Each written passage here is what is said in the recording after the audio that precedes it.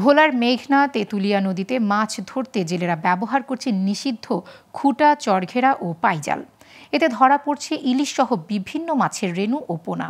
এভাবে রেণু পোনা ধরায় এসব নদীতে দেখা দিয়েছে মাছের আকাল, আর মাছ ধরতে না পারায় চরম অর্থ সংকটে পড়েছে জেলে পরিবারগুলো। এদিকে নিষিদ্ধ জালের বিরুদ্ধে ব্যবস্থা নেওয়ার আশ্বাস দিয়েছে জেলা মৎস্য কর্মকর্তা। ভোলা থেকে মোহাম্মদ অনিক আহমদের তথ্যচিত্রে ডেস্ক রিপোর্ট।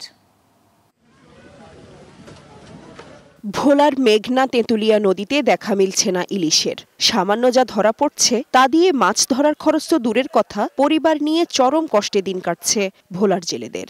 তাদের অভিযোগ, প্রভাবশালী অসাধু চক্র নিষিদ্ধ খুঁটা, পাইচর ঘেরা ও মশারি জাল দিয়ে জাটকা সহ অন্য মাছের রেণু ও পোনা নষ্ট করছে।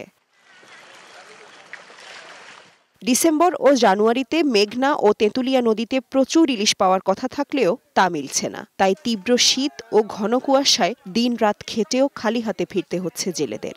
মশারি জাল, বাদা জাল, পাই জাল এগুলা দিয়ে ধরে, জেলেরা ধরে, বিভিন্ন যারা বড় লোক তারা ধরে, কর্মকর্তা নেতা যারা তারা ধরে।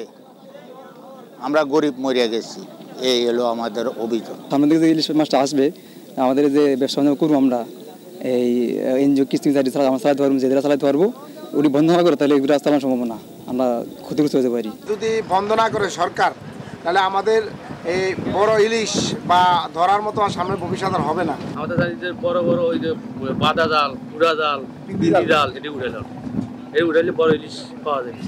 এদিকে সব ধরনের অবৈধ জালের বিষয়ে প্রশাসন কঠোর অবস্থানে আছে বলে জানিয়েছেন ভোলা সদর উপজেলার মৎস্য কর্মকর্তা। আমরা সকল চরকে খুঁটি মুক্ত করেছি। ইতিমধ্যে কিছু ছোট ছোট চরঘর আছে, তার বিরুদ্ধে আমরা অভিযান অলরেডি অব্যাহত রেখেছি। এটাও যাতে না পাতে সেটার বিরুদ্ধে আমরা ব্যবস্থা নিচ্ছি। এবছর আমরা কোনো অবৈধ চাই পাকতে দিব না বেগনাই, এবং আমাদের অভিযান অব্যাহত রয়েছে। আমাদের সাথে সার্বিকভাবে জেলা প্রশাসন, পুলিশ এবং কোস্টগার্ড বেসিক্যালি তারা খুব গুরুত্বপূর্ণ ভূমিকা পালন করছে। নিষিদ্ধ জাল ব্যবহার বন্ধ না করলে মেঘনা তেঁতুলিয়া নদীতে মৎস্য সম্পদ দ্রুত ফুরিয়ে যাবে, এমনই আশঙ্কা করছে ভোলার জেলেরা। Global television news desk.